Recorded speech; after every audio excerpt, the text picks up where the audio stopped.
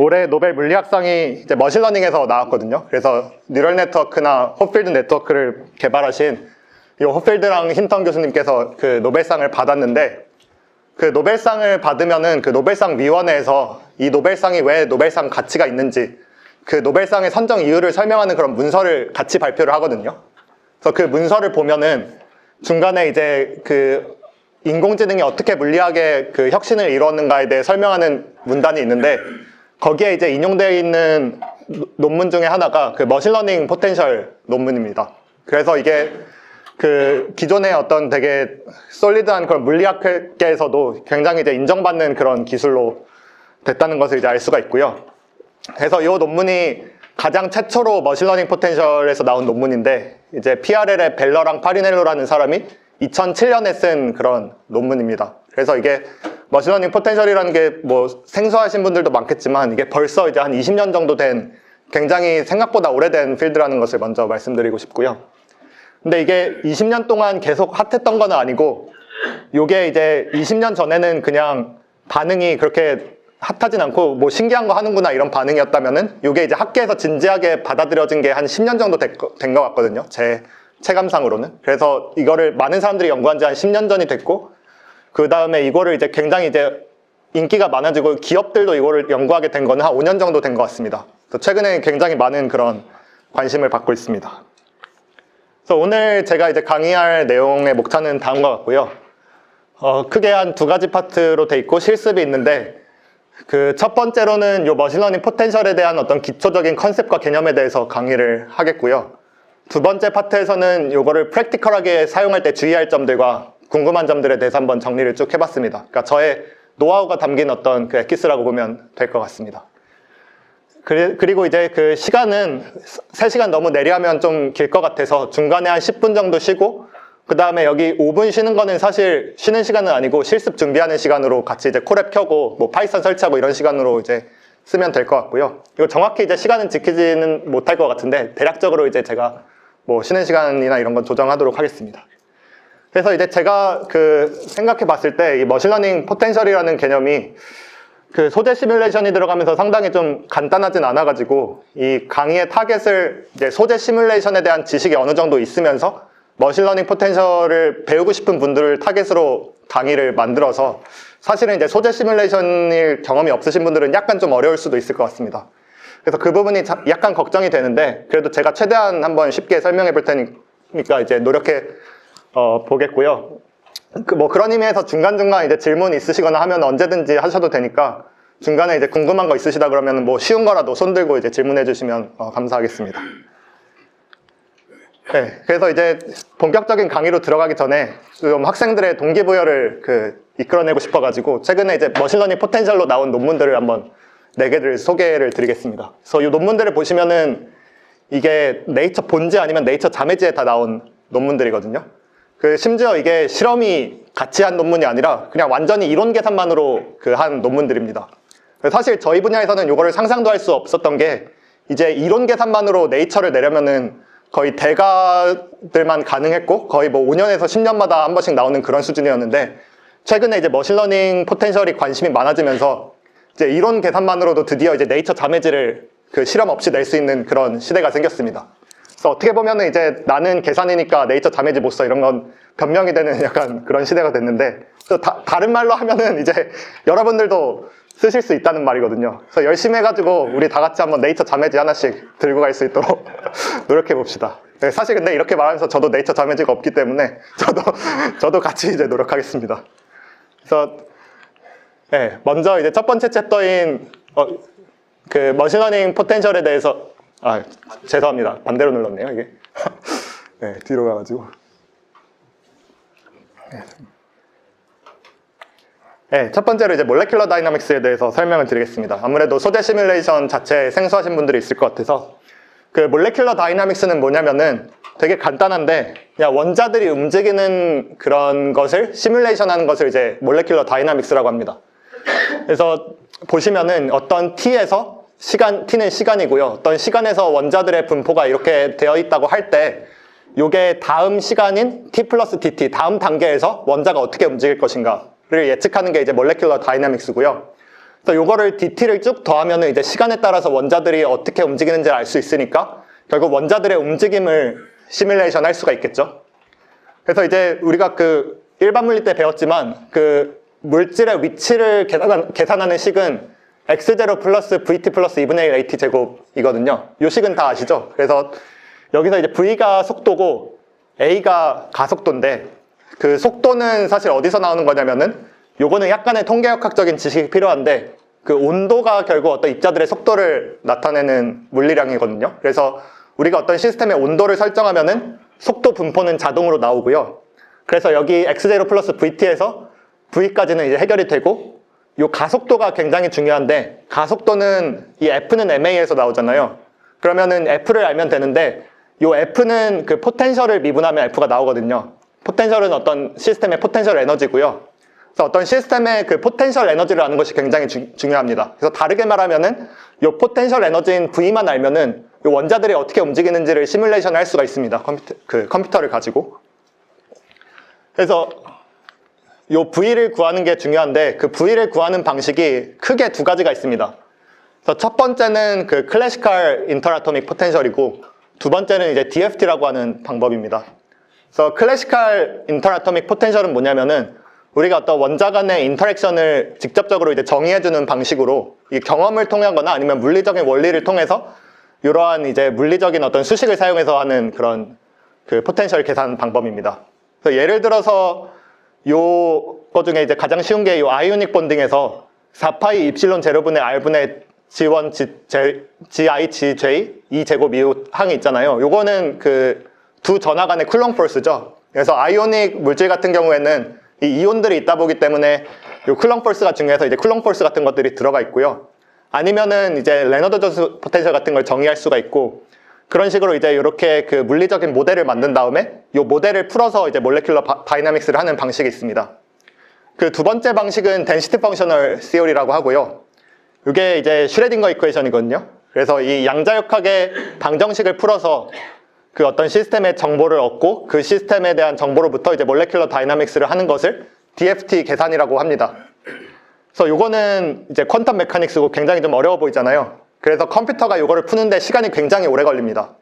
반면에 요 클래시컬 인터아토믹 포텐셜 같은 경우는 보면 수식이 되게 간단하잖아요. 수식이 얼마 없기 때문에 그 굉장히 속도가 빠릅니다. 그래서 이게 두 개의 방법의 장단점이 명확한데 요 클래시컬 인터아토믹 포텐셜 같은 경우는 속도는 굉장히 빠른데 퀀텀 메카닉스가 아니다 보니까 정확도가 좀 떨어질 수가 있고 그 다음에 확장성이 없다는 문제가 있습니다. 이게 이런 파라미터를 정해놓으면 딱 그 시스템에서밖에 쓸 수 없는 문제가 있고요.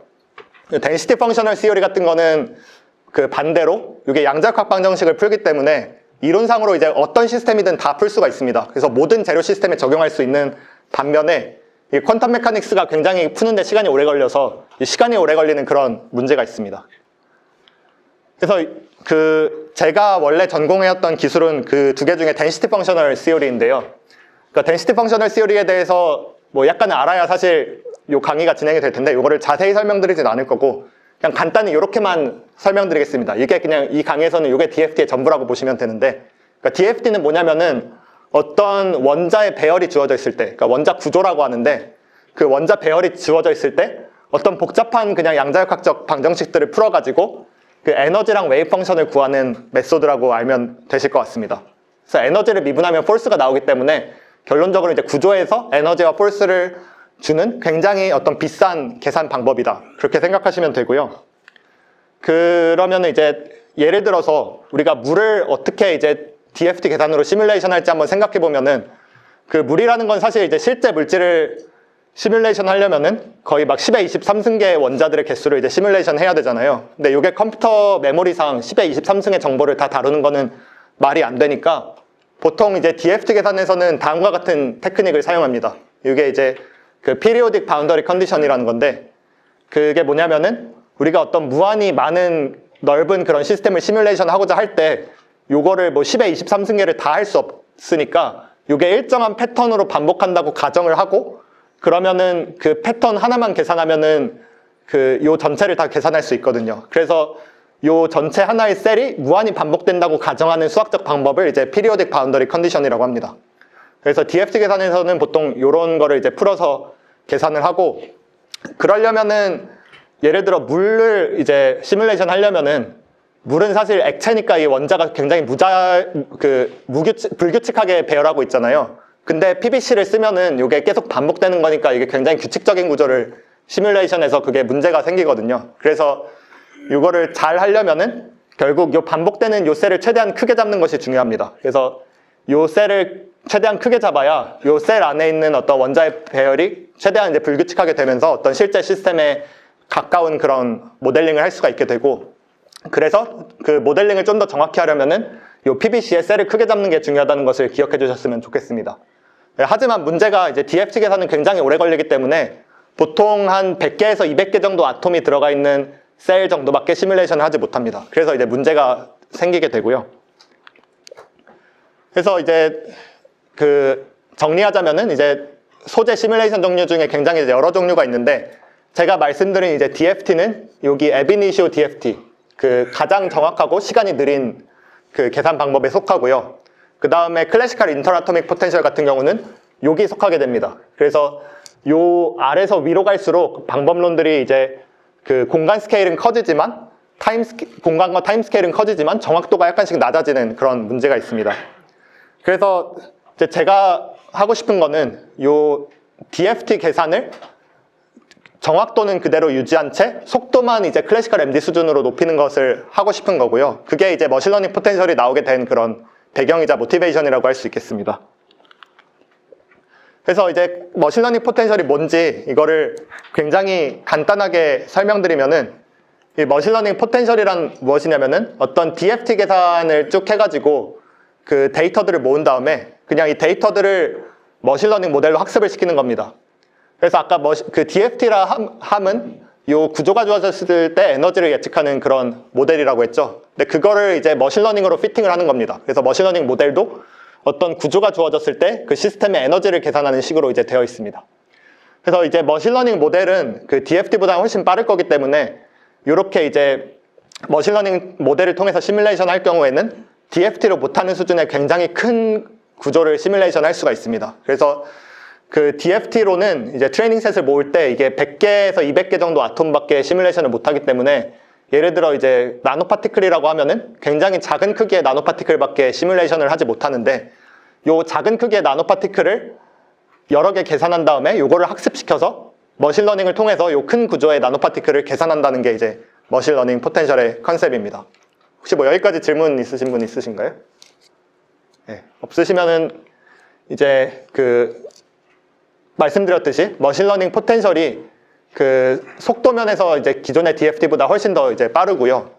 그래서 요게 5는 이제 시간 스케일을 말하는 건데, 그러니까 원자가 늘어날 때 이 시뮬레이션의 속도가 어떻게 되는지를 나타난 그런 그래프거든요. 그래서 당연히 이제 원자의 수가 많아질수록 시뮬레이션의 시간이 길어지게 되는데 느려지게 된다는 것이죠. 근데 이제 클래시컬 포텐셜이랑 머신러닝 포텐셜 같은 경우는 이게 이제 원자 수에 따라서 시간이 리니어하게 증가하고요.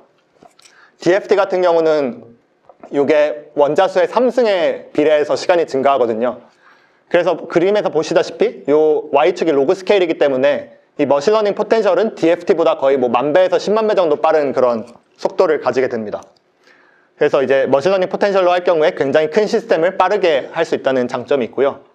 그래서 이제 머신러닝 포텐셜은 결국 DFT 계산을 이제 몰레큘러 다이나믹스의 속도로 진행을 할 수가 있으면서 정확도는 유지하는 그런 방법론이라고 보시면 될 것 같습니다.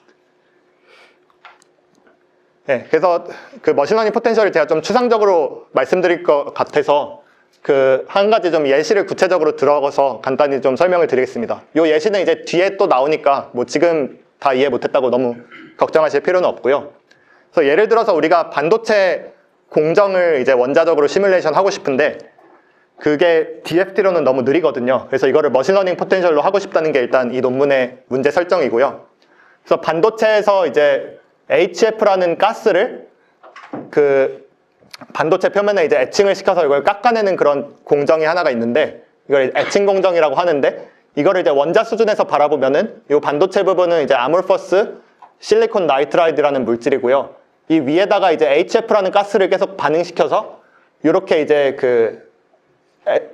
물질을 이제 변화시킵니다. 그러면은 이게 그 기체랑 반응해서 떨어져 나가면서 이제 그 요게 파이는 그런 과정이고요. 그래서 요거를 예를 들어 이제 시뮬레이션 하고 싶다고 할 때, 일단 처음에 필요한 거는 이제 트레이닝 셋을 만드는 과정이 필요합니다. 그래서 요 이제 모델을 그 시뮬레이션 하고 싶을 때 요거에 필요한 그런 우리가 어떤 DFT 계산 셋들을 다 한번 설정해가지고 이런 굉장히 다양한 트레이닝 셋들을 이제 DFT 시뮬레이션으로 시뮬레이션을 해서 요거는 이제 다 DFT 계산 결과로 만드는 거고요.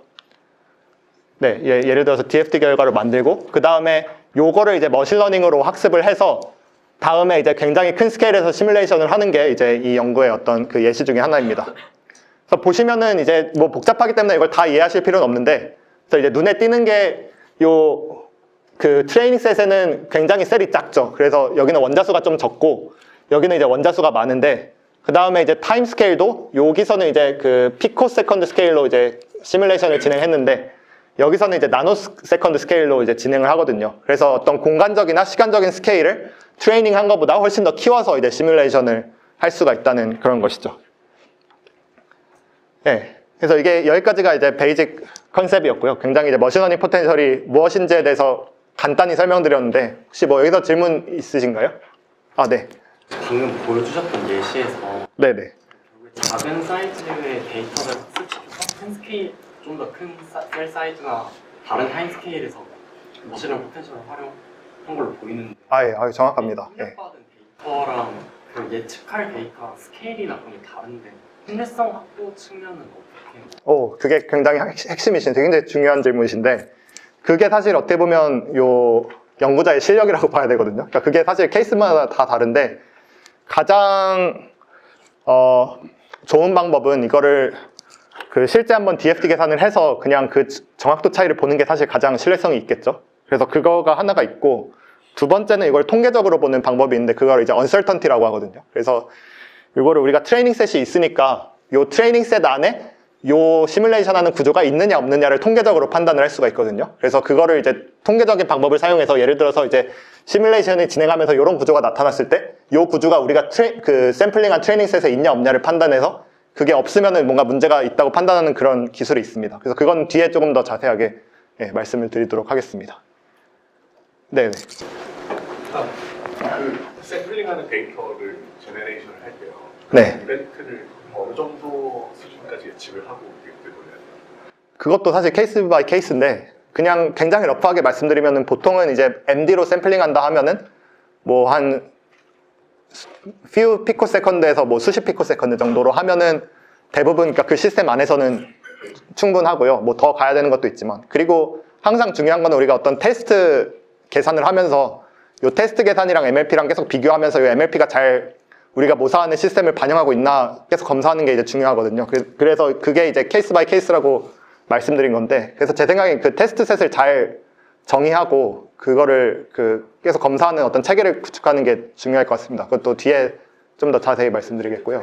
트레이닝 이벤트에서 그 샘플링 안 한 게 실제 결과로 나오기도 하죠. 네, 많이 나오죠. 굉장히 큰 문제가 되는 그게 그런 측면입니다. 네.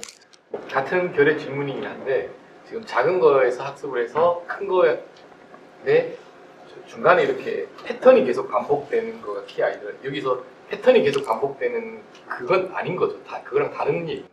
네네. 그러니까 패턴이, 그러니까 뭐라고 말씀드려야지? 요 로컬하게 보면은 반복되는 거죠. 그래야 이제 여기서 샘플링 했을 때 이게 학습이 되는 거니까. 근데 거시적으로는 다른 거죠. 그런 시스템에서 이제 쓸 수 있는 방법입니다. 예. 예. 더 질문 없으시면은 다음으로 이제 넘어가도록 하겠습니다. 그래서 이제 그러면은 이제 제가 러프하게 그냥 머신러닝 모델을 통해서 학습한다고 했는데 여기부터 이제 약간 어려워질 수가 있는데, 그럼 이제 어떤 머신러닝 모델을 사용해서 이걸 학습하는지 좀 말씀을 드리도록 하겠습니다. 그래서 여기 일단 요거 들어가기 전에 제가 이제 혹시 이제 이거를 다 이해 못 하시더라도 약간 위로의 말씀을 드리는 게, 사실은 뭐 제가 이거 다 설명드리지만 꼭 이걸 다 알진 못해도 요거를 사용하는 데는 크게 문제가 없거든요. 예를 들어서 여러분 이제 DFT 계산하실 때 뭐 바습이나 퀀텀 엑스프레스 같은 코드 쓰시던데 솔직히 다 이해하고 쓰시는 거 아니잖아요. 그냥 대충 이제 인풋 파일 넣고 구조 넣고 해서 이제 양자역학하면 나오고 하는데, 그거를 이제 모든 거를 다 이해할 필요 없이 그냥 대략적으로 알면은 그거를 이제 틀리고 맞고 이제 하는 거는 뭐 수정하고 하는 거는 크게 어렵지 않으니까 여기서도 이제 모든 뭐 이론을 다 이해할 필요는 없고 이게 대략적으로 어떤 건지만 아는 게 저는 중요한 것 같습니다. 그래서 그런 측면에서 이게 생각보다 어렵지 않다는 거는 이제 말씀을 드리고요. 그래서 먼저 이제 우리가 이런 구조에서부터 어떤 모델을 통해서 에너지를 예측한다 그랬잖아요. 그러면은 굉장히 그냥 나이브하게 생각해가지고 이런 에너지는 F 스트럭처라고 했을 때 요거를 이제 머신러닝을 통해서 가장 예측할 수 있는 가장 쉬운 그런 방법을 생각해 보면요. 굉장히 나이브하게 하면은 요 원자들의 이제 X1, Y1, G1 요 좌표들을 가지고 요거를 그냥 뉴럴넷에 넣은 다음에 그거를 뉴럴넷을 통해서 에너지를 예측하게 하는 모델로 피팅을 할 수가 있겠죠. 굉장히 나이브하게 생각하면 요런데 요렇게 하는 논문이 실제로 한 95년도에 이런 시도들이 있었어요. 그래서 했는데 이게 잘 안 돼서 이제 한동안은 이런 방식이 사용이 안 됐죠. 근데 이게 왜 문제가 있냐면은 첫 번째로 이게 피리오딕 바운더리 컨디션이기 때문에 원자가 이렇게 있을 때 이게 컨스탄트 거리만큼 쉬프트해도 요 물성은 동일하거든요. 근데 요 숫자는 달라지죠. 그래서 컨스탄트 쉬프트를 델타만큼 하면은 요게 인풋이 원래는 X1, Y1, G1 이렇게 쭉 됐다가 요게 X1 플러스 델타 Y1 뭐 이런 식으로 되겠죠. 그러면은 당연히 요게 인풋이 달라지기 때문에 요렇게 만약에 트레이닝을 한다 하면은 요 인풋을 넣었을 때 이 아웃풋이 달라지게 돼요. 근데 사실은 그거는 물리적이지 않죠. 왜냐면 이게 피리오딕하기 때문에 요거나 같은 물성을 지니거든요. 같은 에너지 값을 지니거든요. 그래서 요거를 구분할 수 없는 문제가 있고 요게 이제 이건 트랜슬레이셔널 시메트리라 그러는데 좀 어려운 말로 이거를 회전이나 어떤 퍼뮤테이션에 대해서도 이런 문제가 발생을 하고요. 두 번째로는 우리가 이게 원자 두 개에 따르면은 이제 두 개를 사용하면은 분자 두 개를 사용하면은 요게 이제 변수가 18개가 나오는데 인풋 값이 예를 들어 우리가 분자 3개를 시뮬레이션 하고 싶다. 그러면은 이게 인풋이 갑자기 27개가 되잖아요. 그러면은 여기서 트레이닝한 모델을 여기서 사용할 수가 없죠. 그래서 이제 이런 고민들로부터 이제 어떻게 하면은 그럼 요 원자 시스템의 좌표를 머신러닝으로 잘 표현할 수 있을까 하는 고민이 시작됐고요. 그래서 이제 이런 거를 약간 어려운 말로 이제 트랜슬레이셔널 시메트리, 뭐 시메트리라고 하는데 이제 머신러닝 포텐셜 모델이 만족해야 될 큰 이제 3가지 정도의 이제 시메트리가 있습니다. 그래서 첫 번째는 트랜슬레이셔널 시메트리고요. 이거는 방금 말씀드렸다시피 이게 PBC이기 때문에 원자를 약간 콘스탄트하게 다 같이 움직였을 때는 이 두 개의 값이 같아야 된다. 그런 조건이 있고 두 번째로는 요거를 예를 들어 우리가 X축이랑 Y축을 바꾸고 싶어요. 뭐 바꿀 수 있죠. 그러면은 이 두 개는 완전히 똑같은 구조잖아요. 근데 이때도 이제 숫자가 바뀌기 때문에 예를 들어 이제 X, Y, Z 이렇게 돼 있으면은 여기서 이제 Y, X, Z 이런 식으로 숫자가 되겠죠. 이 두 개의 이제 인풋 값이 같아야 됩니다. 그래서 이거를 이제 로테이셔널 인베리언스라고 하고요. 인베리언스는 변하지 않는다. 그래서 로테이션 해도 값이 변하지 않는다는 걸 이제 로테이션 인베리언스라고 하고 마지막으로 이제 퍼뮤테이션이라는 말이 있거든요. 그래서 요거는 말이 약간 좀 어려운데 이게 뭐냐면은 그러니까 요게 수소는 다 같은 수소고 그러니까 1번 수소랑 2번 수소랑 4번 수소랑 원래 이제 자연적으로는 구분이 안 되거든요. 근데 이제 이렇게 만약에 좌표로 어떤 구조를 표현할 경우에는 요게 구분이 되기 때문에 예를 들어서 이제 1, 2, 4 요거를 이제 바꿔가지고 이제 1, 2, 3이 아니라 4, 5, 6, 1, 2, 3 이런 식으로 순서를 바꿀 수가 있잖아요. 그럴 때도 이제 그 구조의 값이 같은 어떤 값을 가져야 됩니다. 그래서 어떤 자연에 있는 그런 시메트리와 물리 조건 때문에 이제 다음과 같이 이제 굉장히 많은 시메트리를 만족시키는 그런 머신러닝 모델을 만들어야 되고요. 이것 때문에 이제 머신러닝 포텐셜이라는 것을 처음에 개발하는데 많은 어려움이 있었던 걸로 알고 있습니다. 그래서 요거를 이제 해결하기 위해서 사람들이 굉장히 이제 기발한 테크닉을 찾아냈는데 그게 뭐냐면 이제 아토믹 에너지 매핑이라는 테크닉이거든요. 그래서 이제 그림이 약간 어려워지는데 이게 뭐냐면은 트랜슬레이션 시메트리나 이제 로테이션 시메트리 같은 걸 만족시키기 위해서 요거를 아까 절대좌표로 보면은 요런 문제들이 생겼잖아요. 그러니까 요런 문제를 없애기 위해서 요거를 원자들의 상대좌표로 보는 거예요. 그래서 예를 들어서 우리가 아톰 1을 볼 때 요 아톰 1의 주변에 있는 어떤 지오메트리를 기술할 때 요거를 이제 절대좌표로 보는 게 아니라 요 아톰 1의 좌표를 0으로 두고 그 주변에 있는 원자들의 상대좌표를 보는 거예요. 그거를 이제 인풋으로 사용하는 거고요. 그러면은 아까 트랜슬레이셔널 시메트리를 만족하죠. 이거는 트랜슬레이션을 해도 항상 상대좌표는 똑같으니까. 그리고 이제 두 번째로는 그렇게 하면은 이게 원래 말씀드렸다시피 이게 그 스트럭처는 에너지가 돼야 되는데 그 에너지는 이 시스템 전체 에너지가 되거든요. 근데 만약에 이런 식으로 이제 원자마다 다 따로 에너지를 기술한다고 하면은 그 원자마다 에너지가 다 나오게 됩니다. 그래서 이 원자의 그 렐러티브 코디네이트를 인풋으로 하는 어떤 뉴럴 네트워크를 거쳐서 이 원자 아톰 1의 에너지가 예측이 되고 그 두 번째 원자의 그런 또 렐러티브 코디네이트를 인풋으로 넣어서 이 원자 주변의 환경을 통해서 이 에너지를 예측하는 모델이 있고 그래서 이거를 이 시뮬레이션 셀 안에 있는 모든 원자에 대해 반복해가지고 아토믹 에너지를 다 계산을 하게 되고요. 그래서 이 아토믹 에너지의 합이 이제 전체 그 우리가 트레이닝 셋에 주어진 그런 토탈 에너지가 되도록 그 하는 모델입니다. 그래서 이게 사실은 전통적인 머신러닝에서 나오지 않는 굉장히 이제 특이한 구조인데요. 그러니까 우리가 맞추고자 하는 프로퍼티는 이 전체 에너지인데 요거를 이제 파티셔닝 해가지고 이 아토믹 에너지를 예측하는 모델을 사용한다는 것이죠. 그래서 요 썸이 토탈 에너지가 되는.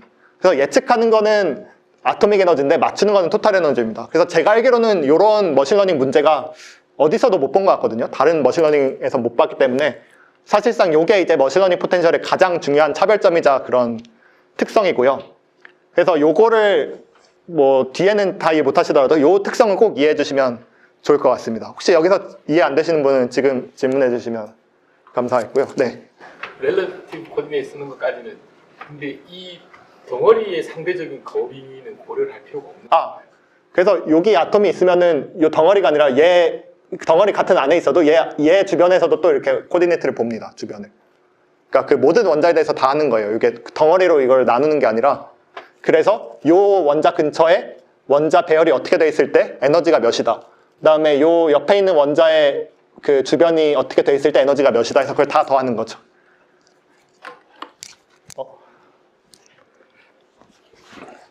그래서 이게 예측은 아토믹 에너지로 되는데 그 학습은 토탈 에너지로 하기 때문에 이걸 어떻게 하냐 하면은 사실 이것도 그 기존하고 똑같은 백프로파게이션으로 돼요. 결국 요거에 대한 어떤 트레이닝 셋 차이가 있을 때 요거를 그냥 그 이 차이를 전체 차이로 미분하면은 백프로파게이션 할 때 이 네트워크까지 다 되기 때문에 트레이닝은 똑같이 이제 백프로파게이션으로 할 수가 있고요.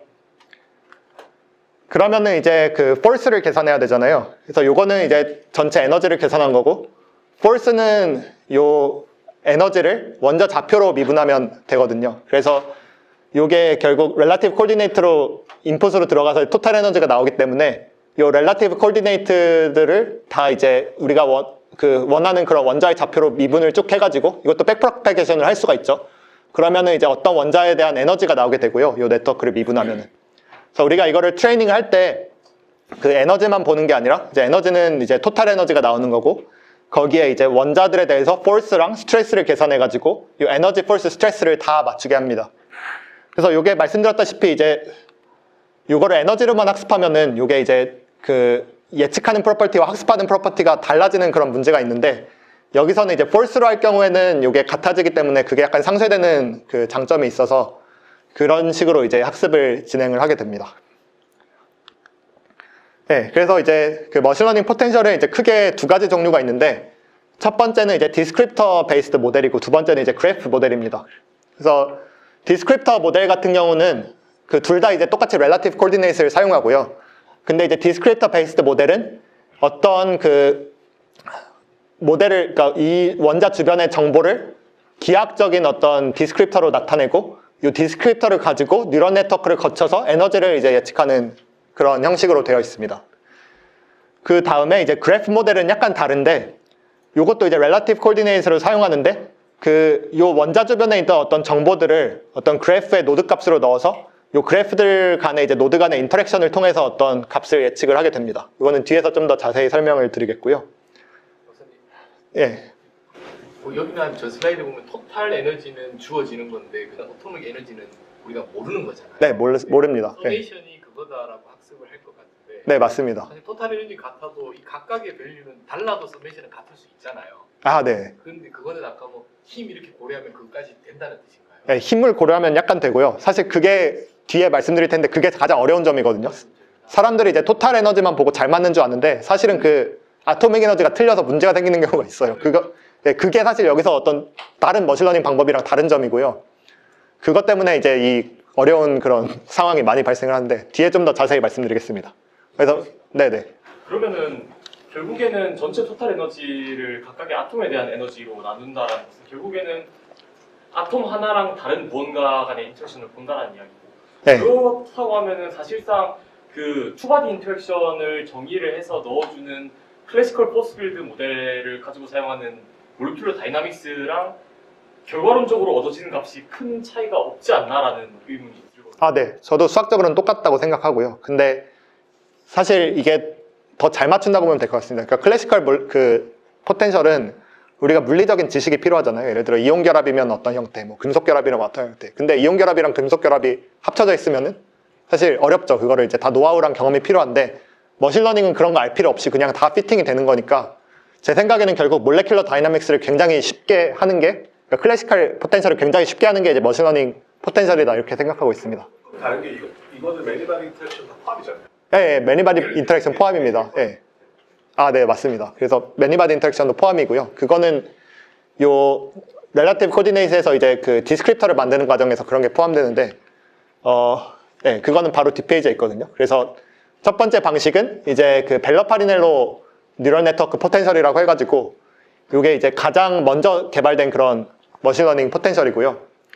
요 사람들이 이제 그 한 건 뭐냐면은 그러니까 이 벨러랑 파리넬로가 이런 모든 체계를 처음에 이제 다 고안해낸 건데 일단 말씀드렸다시피 이제 트랜슬레이셔널 시메트리를 만족시키기 위해서 그 렐러티브 코디네이트로 이제 인풋으로 사용하고요. 그 다음에 이런 렐러티브 코디네이트를 그냥 또 뉴럴 네트워크의 인풋으로 쓰면은 요 안에 있는 개수가 달라질 수도 있고 또 로테이션에 대한 문제가 있을 수 있기 때문에 여기 안에 있는 렐러티브 코디네이트를 어떤 디스크립터라는 펑션을 거쳐서 그 펑션을 이제 인풋 값으로 사용합니다. 그래서 이 펑션은 이제 어떤 로테이셔널 인베리언트나 이런 걸 만족시키는 그런 함수여야 되겠고요. 그래서 요거를 이제 그 벨러랑 파리넬로가 그 어떤 물리적인 직관으로 그냥 바로 이런 수식이 있으면은 어떤 원자 근처의 지오메트리 정보를 잘 나타낼 수 있겠다 해서 그냥 하늘에서 뚝 떨어지듯이 저자들이 이제 생각해낸 그런 수식인데요. 이게 상당히 놀라운 게 요게 이제 그냥 직관으로 개발한 수식인데도 이게 20년 넘도록 쓰이고 있습니다. 잘 맞고요. 그래서 요 그 디스크립터라는 게 이제 투바디 인터랙션을 나타내는 그런 디스크립터와 말씀해 주신 대로 이제 3바디를 나타내는 그런 텀이 있습니다. 그래서 투바디라고 하는 거는 결국 어떤 원자 i가 있을 때 요 j의 어떤 정보를 나타내고 싶은 거잖아요. 그러면은 요 i에서 j의 거리 rij를 가지고 그냥 익스포넨셜을 합니다. 그 다음에 그리고 거기다 이제 fc는 이제 컷오프 펑션이어서 그 요거를 무한대로 할 수는 없기 때문에 컷오프를 만족시키도록 하는 그런 펑션이고요. 그래서 이제 요렇게 하면은 요 원자 정보를 나타내는 수식이 이제 그 디스크립터 안에 들어가죠. 그리고 이제 앵귤러 텀 같은 경우에는 i, j, k 요 세 개의 인터랙션을 이제 포함하는 텀이 있는데 거기는 이제 디스턴스 말고 각도가 들어가죠. 그래서 수식에 보면은 이제 코사인 ij k 값이 들어갑니다. 그래서 요것들을 요 안에 있는 페어에 대해서 다 계산을 해주고 요거를 이제 다 더해가지고 어떤 그 디스크립터를 만들게 됩니다. 그러면 요 안에 하이퍼 파라미터가 있잖아요. 요거는 이제 보이실지 모르겠는데 에타라는 게 있고 여기는 뭐 감마, 람다 이런 게 있으니까 요거를 다르게 하면서 요 세트를 만들어가지고 그 쭉 숫자들을 나타내면 이제 이런 식으로 이제 다른 하이퍼 파라미터에 대해서 쭉 요 구조의 어떤 레디알과 앵귤러 텀을 나타내는 그런 숫자들을 만들 수 있는데 요거를 이제 쭉 나열해서 요거를 이제 시메트리 펑션 벡터라고 하고 요 인풋 벡터를 이제 뉴런 네트워크에 넣어가지고 어떤 에너지를 예측하는 것이죠. 그래서 좀 어렵게 말씀드렸는데 그냥 간단하게 말씀드리면은 요 원자 주변의 렐러티브 코디네이트에 이제 투바디 텀과 쓰리바디 텀을 어떤 디스크립터로 사용하면 그런 뉴럴 네트워크라고 보시면 될 것 같습니다. 질문이 있는데요. 네. 제가 가정 중에 궁금했던 게 이제 E1 플러스 EN까지 해가지고 이 토탈이 나오는데 E1은 뭐 괜찮은데 아까 교수님 말씀처럼 매니 바디 인터랙션까지 다 고려를 했기 때문에 이렇게 다 더하면 된다고 이해가 되는데 이때부터는 이제 E1에서 고려했던 것까지 좀 중복이 돼서 뭔가 좀 빼줘야 되는 텀이 있지 않을까라는 생각이 듭니다. 그 중복되는 건 2분의 1로 파티션이 되겠죠. 자동으로. 그러니까 트레이닝이 잘 되면은 그런 게 뭐가 있냐면 예를 들어 쿨롱 인터랙션이 있으면 i에서 j랑 j에서 i랑 똑같잖아요. 둘 다 이제 r분의 rij분의 이제 q1, q2인데 그거는 이제 2분의 1로 나눠서 파티셔닝 된다고 가정을 하는 거죠. 그렇게 학습이 되겠죠. 이게 잘 학습이 되면은. 예. 그리고 보통 일반적으로 이제 3바디까지만 고려를 하는 건가요? 네, 그 4바디도 있고 5바디도 있는데 보통은 이제 3바디까지만 하면 잘 맞기 때문에 이렇게 많이 사용을 합니다. 그리고 또 이게 디스크립터가 이제 2바디, 3바디라는 거지 결국 뉴런 네트워크에서 이게 섞이거든요. 그러면 결국 여기서 이제 4바디, 5바디 텀이 이제 뉴런 네트워크 안에 어떻게 보면 있다고 볼 수가 있어서 그것도 어느 정도 이제 간접적으로는 고려가 되는 거라고 이제 생각을 하고 있습니다. 근데 보통은 3바디까지 사용을 합니다. 예. 네, 그래서 이제 몇 바디 해서 결정한 다음에 컷오프 안에 있는 거에 대해서 다 돌려가면서 계산을 해서 방금은 혹시 그거를 더 해가지고 인풋 벡터로 사용하신다고 하셨나요? 예, 그러니까 원자별로 더해서, 그러니까 예를 들어서 라디얼이라 그러면은 RIJ랑 IL이랑 IK랑 요거를 쭉 해서 다 더하는 거예요. 네, 그럼 그렇게 네. 더하면은 컷오프 안에 바디가 많을수록 더하는 텀이 많아질 텐데 그 컷오프 안에 바디가 많거나 적거나 그 에너지가 그렇게 막 커지거나 작아지거나 하는 거는 또 다른 문제라 생각하는데 풋 값이 안에 바디가 많음으로써 더 커지는 문제는 혹시 없나요? 그것도 어떻게 보면 디스크립터라고 할 수 있죠. 예를 들어 그 밀도를 나타내는 디스크립터인 거죠. 예를 들어 이게 숫자가 커지면 그 밀도가 높다는 뜻일 거고 그렇게 이제 머신러닝을 배울 수 있죠. 그럼 밀도가 높을 때 에너지가 어떻게 되느냐, 밀도가 낮을 때 어떻게 되느냐, 그런 릴레이션을 얘네가 배울 수 있죠. 그래서 이 크기는 요 안에 밀도에 따라서 달라지긴 합니다. 근데 그것도 저는 이제 그 머신러닝 포텐셜을 배우는 좋은 정보라고 이제 생각하고 있습니다. 네. 제가 잘 몰라서 그런데 저런 컷오프도 그러면 이제 머신러닝 훈련을 통해서 이제 정해지는 값인가요? 컷오프는 우리가 정하는 값입니다. 하이퍼 파라미터라고 보시면 되는데 굉장히 중요한 질문이신데 이게 컷오프를 키우면 키울수록 정확하거든요. 더 먼 거리의 인터랙션을 하는 거니까. 근데 이거를 무작정 키울 수가 없어서 보통은 한 60스트롱 정도까지로 설정을 합니다. 사실 물어봤던 네. 이전에 그런 PBC 고려할 때 그런 시스템 사이즈도 저런 컷오프랑 관련이 있어서 또 어느 정도를 설정하는 게 맞는지 궁금해요. 아, 네네. 그건 시스템마다 다릅니다. 그러니까 전자기학처럼 이제 인터랙션이 긴 시스템에서는 더 컷오프를 길게 잡아야 되고, 근데 보통은 한 60스트롱 정도면 적당하긴 합니다. 네. 그래서 이제 두 번째로는 딥MD 킷이라는 모델인데, 요거는 이제 굉장히 간단한 디스크립터를 사용하거든요. 그래서 여기서는 디스크립터를 어떻게 사용하냐면은, 요게 상대 좌표를 사용하는데, 요 상대 원자 좌표를 그냥 그대로 사용을 합니다. 그래서 요 RIJ분의 1은 뭐냐면은 요 RIJ의 거리고 그 다음에 XIJ는 그냥 상대 원자 좌표잖아요. 그래서 상대 원자 좌표를 그대로 사용을 하고요. 그러면은 이제 아까 말씀드렸다시피 이제 로테이션 할 때 이게 달라지잖아요. 그거를 해결하기 위해서 요 상대 좌표의 축까지 바꿔버립니다. 그래서 요 축을 다 다르게 설정하는데 요 축을 어떤 일정한 규칙에 대해서 설정을 해서 요 가장 가까운 원자가 이제 X축이 되고 두 번째로 가까운 원자의 수직하게 Y축이 잡히도록 요 상대 좌표를 이제 다 다르게 설정을 하고요. 그러면은 결국 이게 로테이션을 해도 요 좌표 체계까지 같이 로테이션을 하기 때문에 그 디스크립터를 그냥 단순하게 렐라티브 코디네이트로 바꿨지만 그럼에도 불구하고 이게 로테이셔널 인베리언스를 만족을 합니다. 그래서 이제 축을 돌리는 방법을 어떻게 고안해서 잘 했다고 보시면 되고요. 반면에 이제 단점은 이게 디스컨티뉴티하다는 단점이 있습니다. 그러면은 이제 축을 잡을 때 결국 그 가장 짧은 원자에 대해서 X축으로 설정하도록 했기 때문에 시뮬레이션 하다 보면은 그 거리가 가장 짧은 원자가 바뀔 수가 있거든요. 그러면 축이 갑자기 확 바뀌어서 이제 디스컨티뉴티해지기 때문에 이런 이제 문제가 하나 있습니다. 그래서 이거를 이제 해결하기 위해서 이거를 이제 컨티뉴어스하게 그런 축이 돌아가는 방법을 잡은 것도 이제 있는데 이거는 뭐 깊게 얘기하지 않을 거고요. 그래서 이런 게 있다. 그래서 이런 아이디어는 그 원자 좌표를 그대로 넣는데 이 축을 잡는 게 중요한데 이 축도 이제 컨티뉴어스하게 돌아가도록 잡는 방법이 있다는 거를 이제 그냥 말씀을 드리겠고요. 이제 세 번째로 많이 쓰는 거는 그 가우시안 프로세스 방법을 사용합니다. 이제 가우시안 프로세스가 그 뭐냐면은 베이지안 그 추론 방식인데 그 아마 강의에 있었던 것 같은데 이제 그 가우시안 프로세스는 뭐냐면은 우리가 어떤 그 포인트에 대한 값을 예측을 할 때 우리가 그 샘플링한 트레이닝 셋과의 어떤 관계를 피팅해가지고 요 새로운 포인트를 예측하는 그런 방식이거든요. 그래서 우리가 트레이닝한 포인트가 1부터 이제 n까지 있다고 할 때 이제 K1MP, NP가 이제 뉴 포인트인데 요 트레이닝 셋 1과 그 다음에 우리가 시뮬레이션 하고자 하는 그런 구조의 어떤 시밀러리티, 그 다음에 두 번째 구조와 그 구조의 시밀러리티 이거를 쭉 계산을 하고요.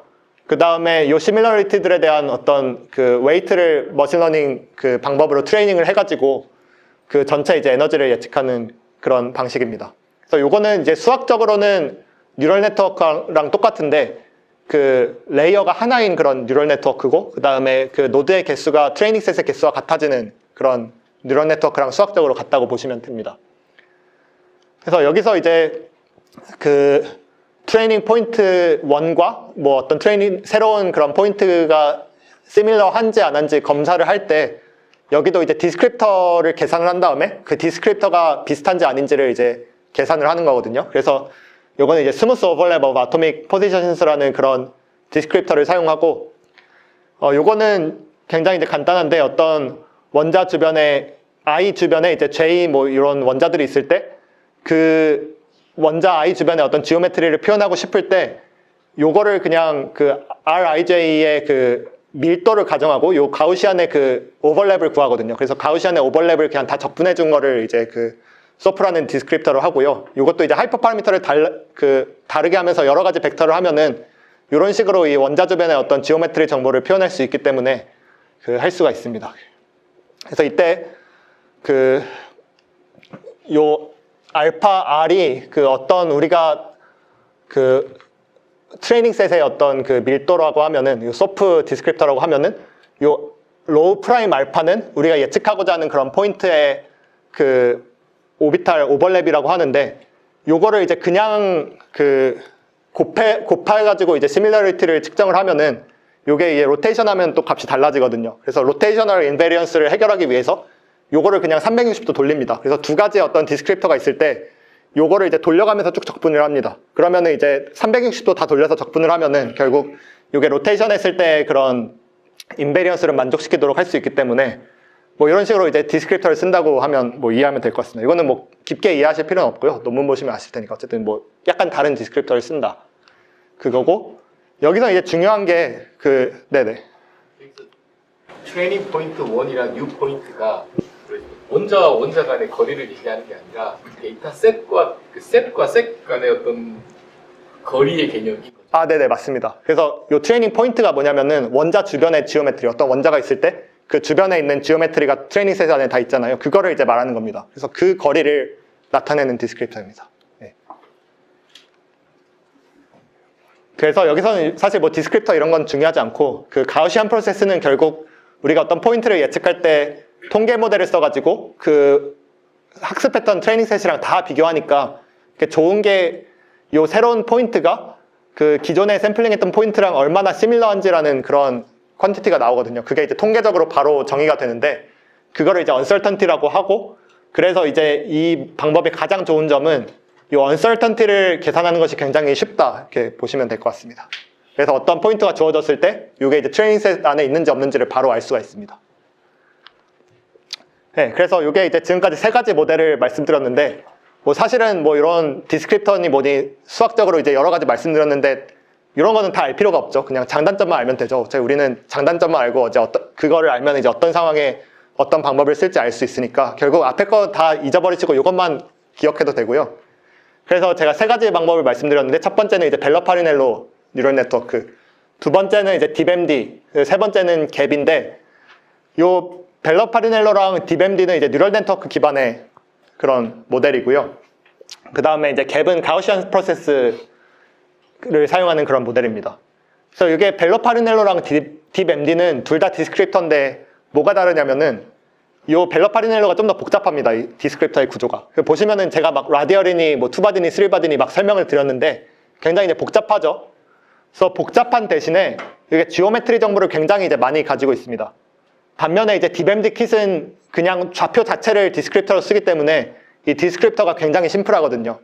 그래서 이 두 개 철학이 약간 다른데, 이 벨러파리넬로 같은 경우는 디스크립터를 복잡하게 하고 네트워크를 쉘로우하게 가져가겠다는 게 철학이고요. 이 딥MD 같은 경우는 디스크립터를 굉장히 간단하게 하지만 요 그 딥 뉴럴 네트워크의 힘을 빌려서 이 뉴럴 네트워크를 굉장히 이제 깊게 가져가서 정확성을 올리겠다. 그런 이제 철학의 차이가 있습니다. 그래서 보통은 그 재료 시스템에서는 사실 벨러파리넬로 방식이 조금 더 안전하고요. 왜냐면 이게 결국 지오메트리를 나타내는 디스크립터가 많기 때문에 이게 좀 더 이제 많은 지오메트리를 잘 그 예측하는 것 같습니다. 다만 이게 결국은 디스크립터를 계산하는데 시간이 너무 오래 걸려가지고 요 벨러파리넬로 방식은 뉴럴 네트워크 계산하는 것보다 요 인풋을 계산하는 게 시간이 더 오래 걸리거든요. 그래서 이제 GPU 어셀러레이션이 잘 안 됩니다. 왜냐면 GPU는 네트워크 계산하는데 최적화가 돼 있으니까 그렇고요. 이 DBMD 킷 같은 경우는 이 디스크립터는 계산할 필요가 없는데 다만 이렇게 굉장히 심플하게 어떤 원자 구조를 모사하기 때문에 불안정한 구조가 좀 많은 것 같습니다. 그러니까 시뮬레이션을 할 때 이게 망가지거나 뭔가 이게 트레이닝 되지 않은 포인트로 가거나 좀 불안정한 그런 단점이 있고요. 대신에 이제 뉴런 네트워크를 좀 더 깊게 가져가기 때문에 GPU 어셀러레이션은 벨러파리넬로보다 훨씬 더 좋은 그런 장점이 있습니다. 정리하자면은 좀 더 어렵고 복잡한 시스템을 다룰 때는 벨러파리넬로가 좋고, 우리가 좀 더 단순한 시스템을 빠르게 볼 때는 이제 DBMD 킷이 더 좋다고 보면 되실 것 같습니다. 그 다음에 이제 뉴럴 네트워크 모델이랑 가우시안 프로세스 모델은 결이 좀 다른데, 이 뉴럴 네트워크 가우시안 프로세스 같은 경우는 말씀드렸다시피 장점이 이제 언설턴티를 계산할 수 있다는 게 있고, 두 번째로는 이게 트레이닝 셋 간의 시밀러리티를 계산하기 때문에 이건 트레이닝하는 시간이 굉장히 짧거든요. 그냥 시밀러리티만 계산하면은 매트릭스 하나만 풀면은 바로 이게 나오기 때문에 트레이닝이 굉장히 빠르다. 다만 이제 단점은 이게 결국 이 모델이 트레이닝 셋이 많을수록 더 커지거든요. 그래서 이게 인퍼런스 타임이 트레이닝 셋 사이즈에 비례해서 이제 많은 트레이닝 셋을 샘플링하지 못하는 그런 문제가 있습니다. 그래서 느리고요, 보통 갭은. 그 다음에 뉴런 네트워크는 빠릅니다. 그래서 장단점이 명확한 게, 얘는 좀 더 언설턴티를 알 수 있기 때문에 안전하게 하는 대신에 좀 느리고, 뉴럴 네트워크는 언설턴티를 잘 구하기 힘든 대신에 굉장히 좀 빠르게 시뮬레이션을 진행할 수 있다는 장단점이 있습니다. 네. 그래서 이제 여기까지 디스크립터 모델에 대해서 쭉 설명을 드렸는데, 디스크립터 모델에 대해서 한계가 있어서 그 한계를 이제 간단히 말씀드리면은, 그러니까 요거는 이제 디스크립터고, 우리가 어떤 예를 들어 요런 A, B로 이루어진 그런 시스템에서 우리가 디스크립터를 계산할 때 이제 2바디 텀과 3바디 텀이 들어간다고 했잖아요. 그럼 원소 종류에 따라서 예를 들어 이제 A랑 B가 있다고 하면은 원소 A 주변에 2바디 텀은 이제 2개가 되죠. A 주변에 A가 있을 수도 있고 A 주변에 B가 있을 수도 있으니까 요 A에 대한 어떤 2바디와 B에 대한 2바디 텀이 들어갑니다. 그리고 이제 3바디 텀은 A가 있을 때, 주변에 이제 A랑 있을 때, 아니면 AB가 있을 때, BB가 있을 때 해가지고 세 가지가 되겠죠. 그래서 요렇게 한 셋이 나오고, 요거를 이제 다른 하이퍼 파라미터로 쭉 계산을 하면은 요런 식으로 이제 전체 디스크립터의 개수를 카운트 할 수가 있습니다. 근데 문제는 여기서 이제 원소 하나가 더 늘어나면은, 예를 들어 A, B, C다. 그러면은 2바디 텀도 이제 3개가 되겠죠. A, A, A, B, A, C가 되고, 3바디 텀도 이제 N 컴비네이션 3 해가지고 3 컴비네이션 2가 그렇게 해가지고 이제 3바디 텀도 이제 개수가 늘어나게 되겠죠. 그러면은 이게 엘레멘트가 4개, 5개, 6개 되면은 결국 이 디스크립터가 점점 더 길어지게 되거든요. 원소마다 이제 다르게 어떤 디스크립터로 설정을 하기 때문에. 그래서 요거는 이제 시스템 안에 있는 원소 수가 많아지면은 컴퓨테이셔널 코스트가 기하급수적으로 늘어나는 그런 문제가 있습니다. 그래서 요거는 이제 보통은 한 4성분계까지 작용을 할 수가 있고요. 5성분계를 넘어가면은 이거를 학습하기 굉장히 힘든 그런 문제가 있습니다. 혹시 여기 질문 있으신가요? 네. 그럼 아까 GAP에서도 GAP의 원리가 그럼 디스크립터를 통과한 후에 원자 간 거리 가우시안 프로세스를 학습을 시켜서 거기에서 나온 언설턴티를 가지고 액티브 러닝을 다시 시키는 그런. 네, 정확합니다. 네. 그게 최대 장점이니까 액티브 러닝을 하기 쉽다. 그게 네, 장점입니다. 네, 뭐 질문 또 있으신가요? 네, 없으시면은 그래서 이제 디스크립터 모델은 원소 수가 많아지면 컴퓨테이셔널 코스트가 크게 늘어난다는 문제가 있고요. 그래서 이제 나온 것 중에 하나가 그래프 모델입니다. 그래서 그래프 모델은 아마 올해는 강의가 없었던 것 같은데 요거를 이제 너무 다 설명하기에는 좀 시간이 없어가지고 간단하게 설명을 드리면은 이제 그래프 모델은 뭐냐면은 여기서는 이제 원자 하나를 어떤 그래프의 노드로 보고 원자들 간의 연결성을 엣지로 본 다음에 그러면은 이제 뉴럴 네트워크에서 원자가 어떤 노드가 되는 거고 그 다음에 원자 사이에 있는 엣지에 어떤 웨이트가 들어가는 거거든요. 그래서 원자 구조 자체를 어떤 뉴럴 네트워크로 쓸 수 있는 그런 방식이라고 보면 될 것 같은데 그래서 예를 들어서 이제 어떤 원자 구조가 주어지면은 그런 원자 구조의 어떤 그 커넥티비티에 따라서 이런 그래프가 나오겠죠. 그 커넥티비티는 여기서도 컷오프로 그 정해지게 되고요. 그래서 이런 그래프가 나왔을 때 그 원자마다 이제 초기에 어떤 숫자를 주어줍니다. 그래서 뭐 원소의 어떤 특정에 따라서 이제 어떤 숫자들을 정해주고, 그 다음에 요 원자랑 원자 사이의 거리랑 각도에 따라서 요것들을 이제 어떤 특정한 규칙에 따라서 인터랙션을 하면서 그 요 원자들에 배정된 그런 노드의 어떤 피처, 그 숫자를 계속 이제 바꿔지는 식으로 이제 그래프 뉴럴 네트워크가 진행이 되게 됩니다. 그래서 요 엣지의 그런 그 펑션에 있는 하이퍼 파라미터를 학습하면은 이런 그래프 뉴럴 넷을 그 학습을 할 수가 있고요. 근데 이제 그 여기서는 조금 더 나아가서 그냥 이제 메시지 패싱이나 그래프 모델이 아니라 E3 이퀴버리언트라는 모델을 사용을 하거든요. 그래서 E3 이퀴버리언트가 좀 어려운 말이긴 한데 이게 뭐냐면은 요 원자 하나에 있는 어떤 그 노드 피처가 보통은 이제 스칼라를 사용하는데 요 노드 피처를 스칼라가 아니라 벡터나 텐서를 사용하는 그런 네트워크를 말합니다. 그래서 이제 그래프 모델인데 그 그래프에 있는 원자들의 스칼라가 배정되어 있는 게 아니라 벡터나 뭐 그런 또 높은 차원의 지오메트릭 값이 있는 거예요. 그러면은 조금 더 이런 그 기하학적 정보를 잘 나타낼 수가 있겠죠. 그러면은 이제 예를 들어서 이제 그 우리가 어떤 네트워크가 있을 때 이거를 이제 로테이션 시켰을 때 이 원자에 있는 값들이 같이 로테이션을 해야 되는 거죠. 그거를 이제 이퀴버리언스라고 하고요. 그래서 E3는 이제 유클리디안 스페이스를 말해서, 그러니까 유클리디안 스페이스 안에서 이게 이제 움직일 때 이제 벡터들이, 그 노드에 있는 벡터들이 같이 움직이는 거를 이제 이퀴버리언트라는 단어로 표현을 합니다. 그래서 이제 E3 이퀴버리언트라는 말이고요. 그래서 이걸 너무 어렵게 생각하실 필요 없이 그냥 그래프에 있는 노드가 벡터나 텐서 값을 가지는 네트워크를 말한다. 그냥 그렇게 쉽게 이해하셔도 뭐 큰 문제는 없을 것 같습니다. 그래서 이렇게 했을 경우에 이게 이제 그 디스크립터 모델 같은 경우는 어떤 지오메트리 정보를 디스크립터로 표현을 하는 건데, 이 경우에는 이제 그래프 모델 자체는 그냥 그 원자 구조 자체를 어떤 네트워크로 쓰는 거기 때문에 굳이 표현을 할 필요가 없거든요. 그냥 그 주어진 원자 구조 자체가 그 네트워크가 돼서 이걸 뭐 표현할 필요 없이 그냥 그 정보가 100% 다 그 표현이 되는 겁니다. 그래서 디스크립터 모델보다 표현력이 굉장히 좋고요. 그 말은 이제 정확도가 높습니다. 다만 이제 이게 파라미터가 좀 많아서 느린 그런 단점이 있고요. 그래서 여기부터 이제 뭐 약간 어려운데 뭐 이것도 다 이해할 필요 없습니다. 그래서 처음에는 이제 우리가 그래프가 주어졌을 때 이 그래프에 있는 노드의 어떤 값을 원한 임베딩으로 이제 정의를 합니다. 예를 들어서 이제 파란색 원소랑 주황색 원소가 있을 때 그 주황색이면 1, 0, 그 다음에 파란색이면 0, 1 이런 식으로 이제 원한 임베딩을 쭉 합니다. 그러니까 그래프가 있을 때 그 그래프에다가 이제 어떤 스칼라 값을 놓는 거죠. 그 다음에 요거를 이제 한번 그 컨벤셔널한 뉴럴 네트워크를 거쳐서 요거를 이제 스칼라 값들을 좀 더 원한 임베딩해서 다채롭게 만들어주고요.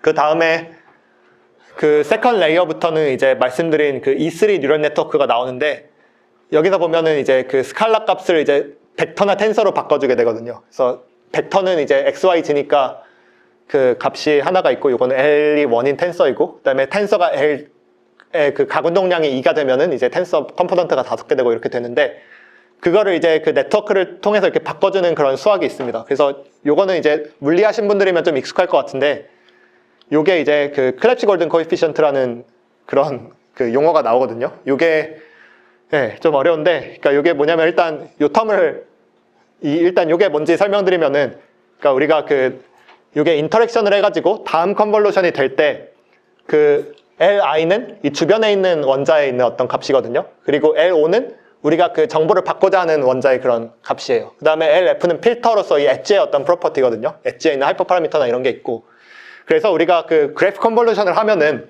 요 옆에 있는 노드로부터 이제 정보를 전달받잖아요. 근데 그 정보를 전달받는 그 숫자를 이제 L이라고 그 표현을 했고요. 그래서 요 L은 요 어떤 원자 O가 원자 I로부터 받는 어떤 정보의 그 양이다. 근데 이 정보는 이제 벡터가 될 수도 있고 스칼라가 될 수도 있고, 그렇죠. 텐서가 될 수도 있고. 그 다음에 그 V는 이제 원래 있었던 요 I에 있던 그 노드 값. 그래서 요게 이제 전달 오는 정보인데, 요게 이제 그냥 오지는 않고 이제 스피리컬 하모닉스를 한번 곱해서 옵니다. 그래서 스피리컬 하모닉스는 이제 왜 와야 되냐면은 요게 이제 로테이션 할 때 같이 돌아가야 되기 때문에 그 로테이셔널 인베리언스를 만족시키도록 어떤 그러니까 로테이션 할 때 이게 변하지 않도록 그 장치를 이제 수학적으로 한번 해주는 거고요. 그 다음에 이 라디얼 필터 같은 경우는 요 I랑 O의 그 본딩 거리, 그 거리를 알아야 되니까 그 거리에 대해서 어떤 그 뉴럴 네트워크를, 그러니까 거리를 인풋으로 하는 그런 뉴럴 네트워크를 만들어서 요 거리에 대한 정보를 또 곱해줍니다. 그래야지 이제 I에서 O로 정보가 전달될 때 이게 어느 정도 거리에서 온다는 걸 알 수가 있으니까요. 그 마지막으로 이제 클래시 골든 코에피션트는 이게 양자역학에서 나오는 건데 이거 좀 어렵긴 한데 이제 하모닉 오실레이터에서 이제 가군동량에서 이제 전자가 이제 예를 들어 S 오비탈에서 P 오비탈로 이제 익스테이션을 할 때 그때 그 웨이브 펑션의 그 곱이 이제 그 클래시 골든 코에피션트거든요. 그래서 이거는 이제 그 굴론에서 나오는 건데 그냥 쉽게 말씀드리면은 그 우리가 이제 그 스칼라에서 텐서로 가고 텐서에서 스칼라로 가고 요 그 가군동량의 차원이 계속 달라지니까 그 가군동량의 차원을 좀 맞춰줄 수 있는 어떤 그런 파라미터라고 코에피션트라고 보면 될 것 같습니다. 요거는 이제 수학적으로 정해진 양이고요. 그래서 요거를 이제 이볼루션을 쭉 할 때 어떤 그러니까 노드에서 그 다른 노드로 정보가 전달이 될 때 이걸 이제 기하학적으로 어떤 그 로테이션에 대해서 이게 같이 돌아갈 수 있도록 그런 장치를 해주는 거라고 보면 되고 거기에다가 이제 그 결합 거리 정보가 곱해서 들어간다. 그래서 어떤 그 I의 그 거리 정보와 각도 정보를 이제 O가 동시에 이제 받을 수 있다. 그렇게 좀 쉽게 이해하시면 될 것 같습니다. 혹시 여기 질문 있으신가요? 좀 여기는 다 이해하실 필요는 없긴 한데 좀 어렵게 설명드린 것 같아가지고 네, 이게 쉽게 설명하려고 했는데 잘 안 되더라고요. 네, 죄송합니다. 그래서 이게 사실 그 만약에 이제 혹시 공부하시고 싶은 분들을 위해서 좀 좋은 유튜브 소스를 나타냈는데 제가 로테이션만 말씀드렸는데 사실은 이제 페리티라는 개념도 있고 그래가지고 이게 스칼라, 슈도 스칼라, 벡터, 슈도 벡터 이런 좀 개념들이 사실 더 많습니다. 이제 페리티는 그 거울상 뭐 이성질체를 말하는 건데 그 미러 시메트리도 고려해서 이제 해야 이제 수학적으로 완전한 그런 베이시스가 되기 때문에 뭐 이런 게 있는데 요거는 이제 관심 있으신 분들은 요 유튜브 주소를 보시면 되고요. 네. 그럼 어쨌든 이게 쭉 가가지고 이런 이렇게 굉장히 어려운 그런 수학적 구조를 활용하는 그런 그래프 뉴럴 네트워크가 있고 뭐 그래서 이 수학적 구조는 모르겠고 그럼 이게 왜 이렇게 좋냐 이게 왜 이렇게 성능이 좋냐 해서 그 이유를 좀 몇 가지 나타내면은 첫 번째는 이게 메시지 패싱을 하잖아요. 그러면은 이게 어떤 컷오프 안에 있는 정보가 들어가고 또 요 주변에 있는 원자에 있는 그 컷오프 사이에 있는 정보가 이제 전달이 되기 때문에 이 메시지 패싱을 하면서 더 먼 거리에 있는 원자의 정보를 받아오는 거거든요. 그래서 이게 컷오프가 늘어나는 그런 장점이 있습니다. 그래서 원래 이제 원자의 컷오프를 R컷이라 그러면은 요게 이제 컨볼루션을 한번 하면은 그 컷오프가 이제 2R컷으로 늘어나는 그런 효과가 있고요. 뭐 3번을 하면은 이제 3배가 늘어나고 뭐 그런 효과가 있습니다. 그래서 그래프 구조의 특성은 굉장히 멀리 있는 원자의 정보를 받아올 수 있다. 그래서 컷오프가 늘어나는 그런 효과가 있고요. 그거 메시지 패싱 할 때 리미테이션 개수를 두지 않고 그냥 거의 무한정 뽑아갈 수 있다고 가정하고 아니요, 그 컨볼루션 그 레이어의 개수가 있으니까 그만큼 이제 늘어나게 됩니다. 네. 그 리밋을 두는 거는 텐서의 그 차원을 리밋을 두고요, 보통. 네. 그 다음에는 이것도 중요한데, 이게 아까 디스크립터 모델 같은 경우는 이게 원소 수가 늘어날수록 코스트가 쭉 늘어났잖아요. 근데 여기서는 이제 원한 인베딩을 사용하기 때문에 이 원소 수가 달라져도 이 네트워크는 똑같습니다. 그래서 그 네트워크는 원소에 따라 다 똑같은데 요 인풋 벡터만 달라지기 때문에 그 컴퓨테이셔널 코스트가 그 엘레멘트 수가 늘어나도 잘 워킹을 한다. 그래서 디스크리터 모델 같은 경우는 아까 4성분계까지 쓸 수 있다고 했잖아요. 얘는 100성분계 넘어서도 잘 작동을 합니다. 그리고 마지막으로는 뭔가 어렵게 뭐 텐서니 뭐니 했는데 어쨌든 그 텐서라는 거는 결국 그 지오메트리를 잘 나타내는 그런 어떤 수학적인 베이시스를 말하고 그 어떤 텐서들을 직접 어떻게 디스크립터로 사용했기 때문에 공간에 대한 표현력이 좀 더 좋아서 그 좀 더 잘 어려운 PES를 잘 피팅을 한다. 그렇게 보시면 될 것 같습니다. 그래서 요거는 이제 주로 사용하는 그 모델 중에 넷퀴프하고 메이스라는 모델이 있는데요. 그러니까 요 수식은 제가 아까 보여드린 수식이고, 그래서 이제 넷퀴프 같은 경우는 처음에 이제 그래프에서 그 메시지 패싱을 통해서 메시지를 한번 한 다음에 그냥 논리니어하게 이제 한번 게이트를 거쳐주는 그런 모델입니다. 그래서 아까 말씀드린 것처럼 이제 한번 이제 노드 전달이 한번 돼서 메시지 패싱이 되고요. 요 값을 바탕으로 이제 논리니어하게 어떤 그 게이트 펑션을 주고, 요거를 이제 여러 개 이제 이어가지고 만드는 그런 네트워크 구조라고 보시면 되고요.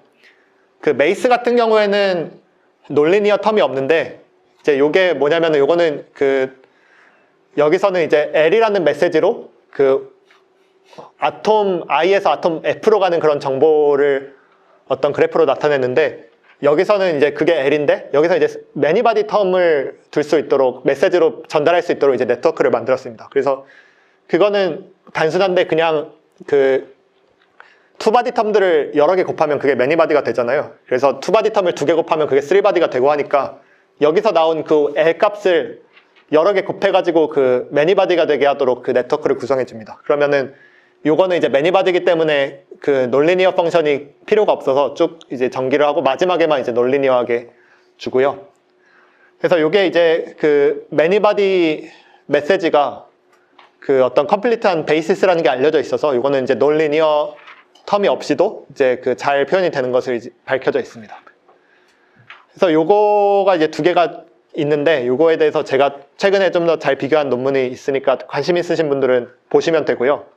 그 다음에 그 요 2개 중에 그럼 뭘 써야 되느냐 하는 거는 뒤에 좀 더 말씀을 드리겠습니다.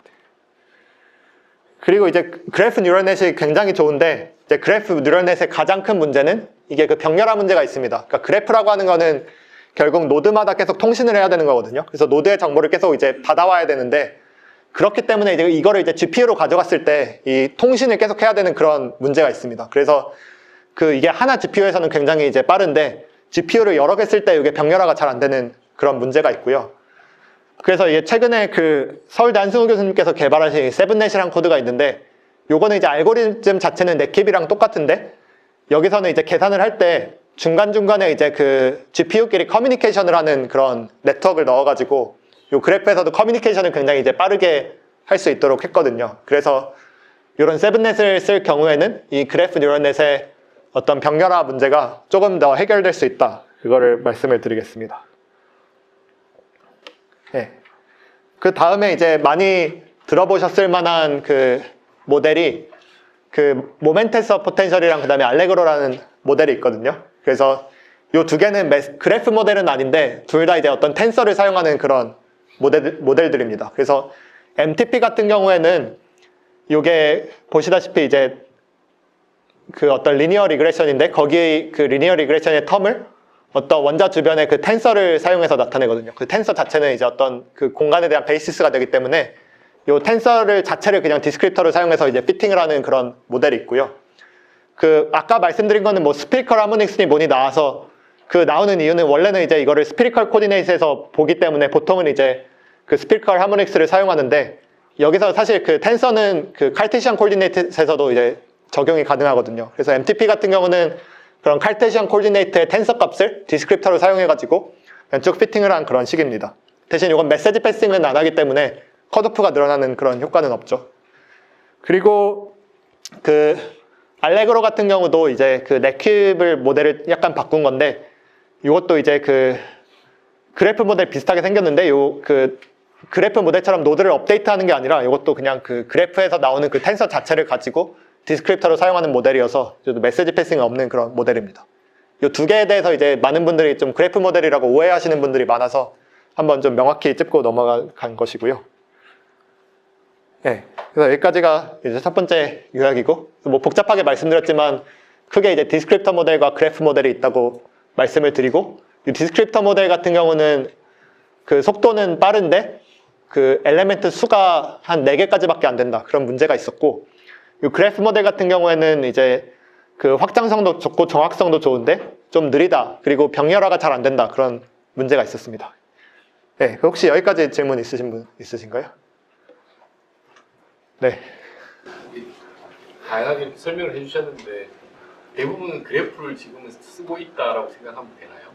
아, 그건 아닙니다. 그러니까 사실 자원 문제여서 자원이 많으면 그래프를 쓰는 게 좋은데 그리고 이게 메모리가 많아가지고 사실 메모리 한계가 있습니다. 그래서 엄청나게 큰 시스템을 모델링하고 싶으면 디스크립터로 하면 되고요. 요게 이제 느려서 사실 많이 못 씁니다. 정확한데. 그래서 요거를 다 쓰고 싶어 하긴 하는데 어떤 컴퓨터 자원의 한계로 인해서 디스크립터 모델도 많이 사용이 되고 있습니다. 그리고 네. 그래프를 해서 하면은 보통 이펙티브 커브 레이디스가 어느 정도 돼요? 그것도 비슷한데 약간 더 작게 둬도 되거든요. 그래서 한 4.5에서 5옹스트롱 정도? 아 말고 이제 메시지 패싱하면서 이제 커브가 아, 늘어난 거요? 이펙티브가 어느 정도예요? 그게 한 5옹스트롱에 보통 3개에서 5개 레이어를 사용하니까 15에서 25옹스트롱 정도라고 보시면 될 것 같습니다. 그러니까 여기서 이제 학습 때는 어쨌든 모델 자체가 어떻게 보면은 물리적인 그런 펑션을 쓴 게 아니라 이것도 어떻게 보면 인피니컬을 쓴 거잖아요. 그랬을 때 제가 생각나는 게 그러면은 결국에는 차지값이 안 나온다는 거고 컷오프가 예를 들어서 뭐 한 15에서 뭐 25옹스트롱 정도라면 사실은 그 이와드 서메이션 같은 거 처리할 때 굉장히 문제가 될 것처럼 느껴지거든요. 그런 거는 어떻게 해결을 해요? 그게 그 뒤에 사실 그 내용이 좀 있어서 되게 중요하게 말씀 잘해주신 것 같은데 간단히 설명드리면 이게 이발드 썸 하면 25옹스트롱 바깥에 있는 그 에너지 텀들 있잖아요. 그거는 그냥 콘스탄트하게 나눠지는 것 같아요. 그거를 n분의 1 해가지고 시스템에 피팅이 되는 것 같고요. 그래서 사실 거기에서 오는 에러가 있을 수가 있죠. 이게 완전히 다 같지가 않으니까. 그래서 이제 이거를 호모지니어스한 시스템에서는 그게 다 똑같잖아요. 어차피 그래서 에러가 거의 없는데 이게 시메트리가 약간만 깨진 그런 애시메트릭한 시스템에서는 그게 에러가 좀 생깁니다. 그래서 그 내용이 어딨지? 요건데요. 뒷장에 있었는데 네, 잘 설명해 주신 것 같습니다. 그래서 이게 요거는 이제 리튬 이온 전해질에서 있는 시스템이니까 이거는 쿨롱 폴스가 길잖아요. 근데 요거를 이제 디펙트가 없을 때는 되게 잘 맞거든요. 보시면은.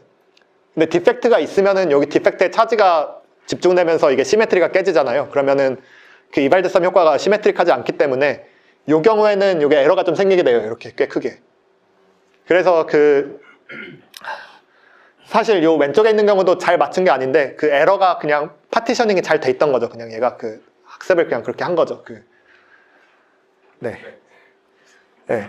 그래서 이제 말씀해주신 대로 이제 롱레인지 인터랙션 문제가 있다. 그래서 보통은 이게 반데르발스랑 쿨롱 인터랙션인데 반데르발스는 보통 이제 무기물에선 그렇게 중요하진 않기 때문에 보통 이제 쿨롱 인터랙션을 많이 이제 생각을 하고요. 이 쿨롱 인터랙션 같은 경우는 길이가 굉장히 긴 인터랙션이기 때문에 이 컷오프 안에서 잘 기술되지 못하는 그런 문제도 있습니다. 그래서 이거를 해결하기 위해서 좀 시도가 있었는데 제 생각에는 이제 가장 괜찮은 방법은 요 QEQ 방법이거든요. 괜찮은 방법 중에 하나가 요 방법인데 요거는 이제 어떤 일렉트로 네가티비티를 머신러닝 모델로 이제 학습을 한 다음에 요 일렉트로 네가티비티를 가지고 물리 모델을 통해서 어떤 차지를 예측하는 모델이거든요. 그래서 이렇게 하면은 이제 차지를 알 수 있기 때문에 그거를 가지고 이발드 서메이션을 하면은 전자기적 힘을 알 수가 있는데 문제는 이게 오픈소스 코드가 없습니다. 그래서 이게 공개되어 있는 코드가 없기 때문에 사람들이 이제 많이 사용하지는 못하고 있는 그런 상황입니다. 또 이거를 이제 매트릭스로 하는 게 제가 최근에 개발해보기도 했는데 이거를 GPU에 실는 게 쉽지 않아가지고 아마 사람들이 많이 안 하는 그런 것도 있는 것 같습니다. 자, 요거는 아직 개발 중인 이슈다라고 생각해 주시면 되고요. 예, 요거는 설명했으니까 넘어가겠습니다.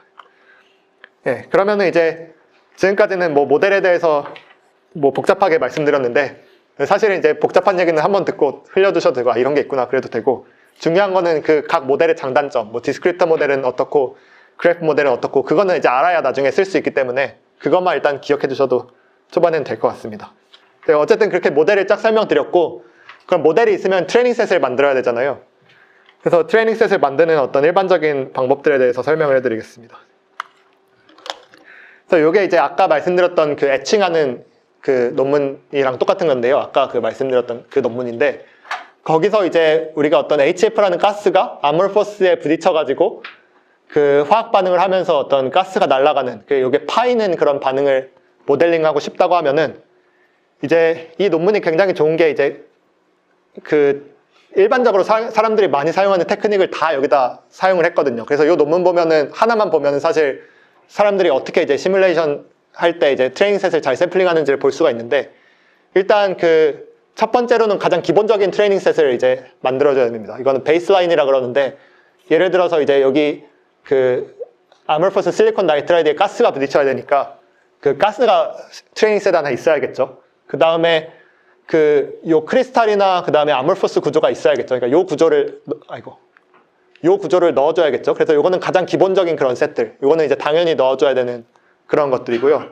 네, 두 번째로 넣어줘야 될 게 우리가 화학 반응에 대한 그 어떤 구조들을 여기다 넣어줘야겠죠. 그래서 여기서는 이제 HF라는 가스가 이 실리콘 나이트라이드에 이제 붙어가지고 요게 이제 화학 반응을 하는 그런 반응을 샘플링을 해야 되니까 그 HF가 요 위에서 이제 반응을 해주는 그런 거를 DFT 계산을 통해서 그 만들어서 요거를 이제 트레이닝 셋에 넣어주게 됩니다.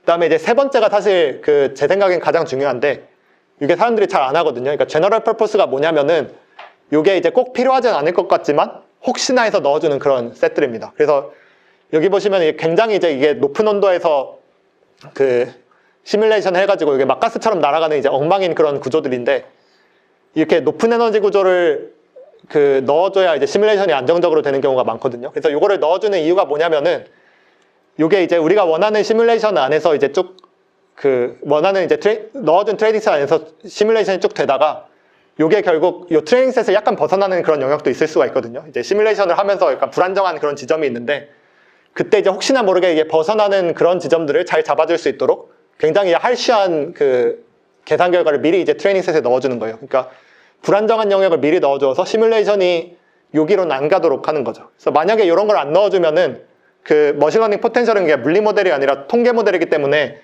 이런 이제 언피지컬한 구조가 에너지가 높은지 모르거든요. 그래서 이런 구조의 에너지가 낮게 나올 수가 있어요. 그 머신러닝 포텐셜에서. 그러면은 시뮬레이션을 하다가 갑자기 이렇게 이상한 구조로 갈 수가 있는 거죠. 그래서 속된 말로 이제 구조가 터진다 그러는데 그 구조가 이제 터지지 않도록 이제 미리 터진 구조를 어느 정도 이제 그 샘플링을 미리 해주는 거예요. 그러니까 그 최악을 가르쳐 주는 거죠. 이쪽으로는 가지 마라. 근데 이거를 가르쳐 주지 않으면은 모르기 때문에 그 이제 많은 분들이 이게 머신러닝 포텐셜을 처음 이제 사용해 보다가 이런 게 나왔을 때 당황하는 경우가 굉장히 많은데 이거를 그냥 미리 넣어주면 됩니다. 그 트레이닝 셋에.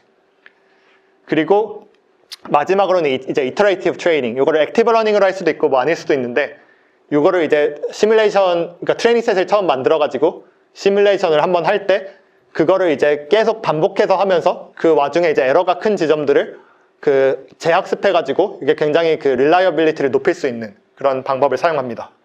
그래서 이게 주로 많이 그 사용하는 그런 어떤 교과서적인 어프로치라고 보시면 될 것 같습니다.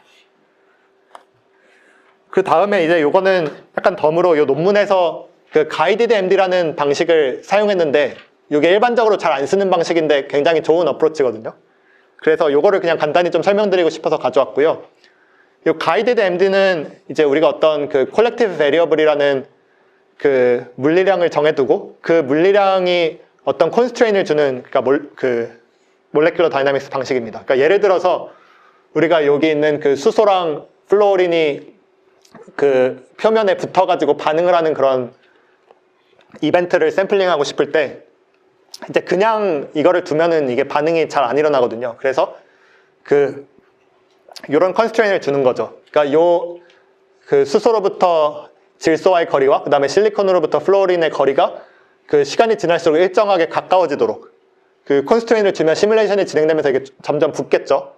그 다음에는 붙은 다음에 여기 나눠져야 되니까 그 요 두 개의 이제 결합거리를 유지하면서 이제 MD를 쭉 하면은 이게 자연스럽게 이게 나눠지게 됩니다. 그래서 이런 이벤트 같은 것들을 그냥 몰레큘러 다이나믹스로 시뮬레이션 하면은 잘 샘플링이 안 되기 때문에 이런 컨스트레인을 주는 그 가이드드 MD로 하면은 굉장히 효과적으로 그 샘플링을 할 수가 있습니다. 이거는 약간 그 프랙티컬한 노하우 같은 거고요. 그래서 이제 이런 거를 가지고 뭐 아까 말씀드렸다시피 이제 이런 다양한 각도에서의 어떤 그 애칭과 그 다음에 이런 거를 통해서 어떤 디자인 프린시플을 얻어낼 수가 있겠죠. 예. 그래서 이제 네, 그 아토믹 에너지 매핑으로 다시 넘어왔는데 이제 갑자기 트레이닝 셋 얘기를 하다가 왜 아토믹 에너지 매핑 얘기로 돌아왔냐면은 이 아토믹 에너지 매핑이라는 특징 때문에 문제가 생기는 경우가 많아서 요거를 고려해가지고 사실 트레이닝 셋을 잡아둬야 되거든요. 그래서 이게 어려운 개념인데 그 요거를 이제 설명하고 좀 트레이닝 셋을 잡는 방법에 대해서 조금 더 설명을 드리도록 하겠습니다. 그래서 아까 그 교수님께서 잘 지적해 주셨다시피 우리가 그 머신러닝 포텐셜로 맞추는 거는 아토믹 에너지고 토탈 에너지가 아니거든요. 근데 학습은 토탈 에너지로 하죠. 그래서 이제 문제가 생기는 경우가 굉장히 많고 이런 거를 이제 아토믹 에너지 매핑이라고 하는데 일단 그 첫 번째 질문은 이 토탈 DFT 에너지를 항상 이렇게 아토믹 에너지로 수학적으로 나눌 수가 있냐 트랜스퍼러블하게 그런 질문을 할 수가 있는데 이거의 답은 그 yes입니다. 이거에 대한 어떤 물리적인 증명이 이제 이 논문에 있고요. 그래서 혹시 관심 있으신 분들은 이 논문을 보면은 이제 물리적으로 이제 수식을 유도해가지고 어떤 상황에서든 이 DFT 에너지를 아토믹 에너지로 나눌 수 있구나. 그거를 이제 아실 수가 있을 거고요. 그러면은 이제 두 번째 문제. 그럼 이렇게 토탈 에너지가 아토믹 에너지로 나누는 거를 머신러닝 포텐셜이 학습을 하는 건데 이게 항상 같게 나눠지느냐? 그건 아니거든요. 이것 때문에 이제 가장 큰 문제가 있습니다. 그래서 예를 들어서 우리가 어떤 실리콘 카바이드에 대해서 학습을 했어요. 그래서 이 에너지가 이제 마이너스 10이 나왔어요. 근데 이제 아토믹 에너지를 계산해 보면은 어떻게 학습된 그런 포텐셜은 이게 6이랑 4로 나눠질 때가 있고 어떻게 나눠지면 이게 3이랑 7로 나눠질 때가 있습니다. 근데 문제는 이거를 이제 토탈 에너지로 에러만 보기 때문에 토탈 에너지로 에러를 보면은 이게 차이가 거의 없거든요. 그럼 이게 뭐가 맞느냐 그런 문제가 있고요. 심지어 이런 경우에 폴스도 다 잘 트레이닝이 되는 경우가 있습니다.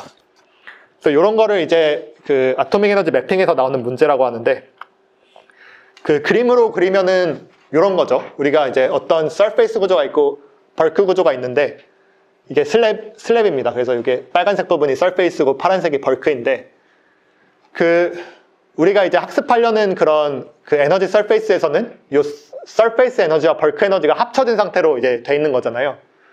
그래서 요거를 이제 벌크라고 하고 이걸 서페이스라 그러면은 요 벌크랑 서페이스의 합이 일정한 거죠. 그래서 이거 어떻게 트레이닝하면은 이게 모델 1으로 트레이닝이 될 수가 있고 어떻게 트레이닝하면 모델 2로 될 수가 있습니다. 근데 이 아토믹 에너지를 더하기 때문에 이제 우리는 이거를 뭐 여러 가지 테스트 해보기 전에는 이제 둘 중에 뭐가 맞는지는 모르는 그런 상태이고요. 그래서 예를 들어서 이거를 이제 그 모델 1 같은 경우는 틀렸기 때문에 이런 거를 이제 애드혹 매핑이라고 부르는데 그 예를 들어서 이제 이거를 이제 온도에 따라서 이제 온도가 낮을 때도 이런 문제가 많이 생기는데 이제 모델 1을 이제 100켈빈이라고 그러고 모델 2가 이제 1000켈빈에서 된 그런 트레젝토리라고 할 때 이제 온도가 높으면은 요게 파란색 여기서만 이제 학습이 돼도 요게 이제 온도가 높기 때문에 플럭추에이션이 좀 하면서 요 중간 구조들이 많이 샘플링이 되거든요. 서페이스와 벌크 사이에 있는 어떤 그런 구조들이 샘플링이 되는데 요 모델 1 같이 온도가 낮은 온도에서 샘플링이 되면은 그 요 주변에서만 이제 원자들이 놀기 때문에 요 두 개의 에너지만 알고 그렇기 때문에 요 애드혹 매핑이 일어나는 그런 경우가 굉장히 많습니다. 그래서 보시면은 이제 이거를 실제 우리가 시뮬레이션에서 그 온도에 따라서 이제 그 PCA로 직접 그려본 건데 보시면은 이제 온도가 낮으면은 이 로컬 미니멈 근처에서만 놀고 온도가 높으면 이 중간이 샘플링 되는 것을 볼 수가 있죠. 그래서 실제로 이 아토믹 에너지 매핑을 해보면은 이 온도가 올라갈수록 이 차이가 점점 줄어드는 것을 볼 수 있습니다. 이 파란색, 빨간색 차이가 이 차이를 말하는 건데 그 실제 그 애드혹 매핑과 그 다음에 그 실제 PES의 차이를 말하는 건데 보시면은 이게 그 온도를 확실히 높을 때 이제 줄어드는 것을 볼 수가 있고요. 이런 문제가.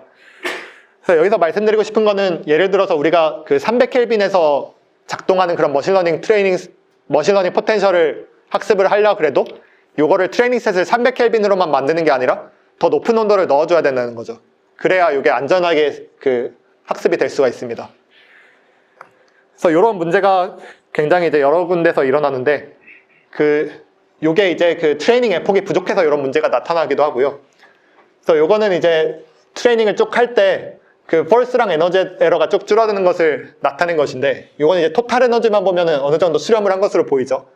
근데 여기서 아토믹 에너지를 보면은 아토믹 에너지는 이렇게 그 수렴을 안 하고 계속 이렇게 플럭추에이션 하는 것을 볼 수가 있습니다. 그래서 이거는 이제 실제 토탈 에너지만 봤을 때 우리가 보지 못하는 그런 에러가 여기 숨겨져 있다는 것을 나타내는 그런 그림이고요.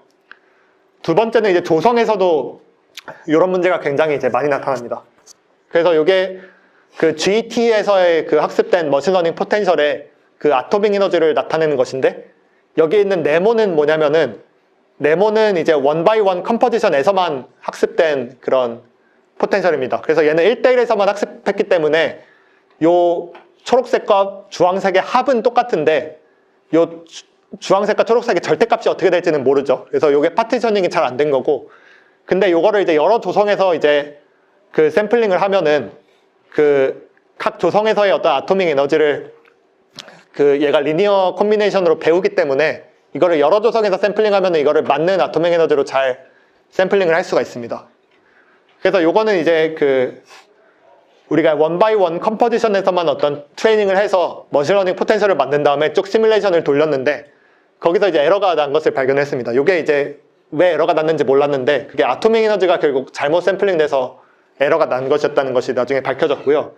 그래서 우리가 이제 원바이원 컴포지션을 시뮬레이션 하고 싶더라고 해도 이게 원바이원만 샘플링 해야 되는 게 아니라 그 주변에 있는 컴포지션까지 샘플링을 해야 이게 아토믹 에너지 매핑이 제대로 되기 때문에 그걸 이제 릴라이어블하게 그 시뮬레이션을 진행을 할 수가 있습니다. 네, 그래서 여기까지 이제 아토믹 매핑에 대한 것을 말씀드렸고 지금 한 1시간 반 됐으니까 한 10분 정도 쉬고 나머지 내용 진행을 하도록 하겠습니다.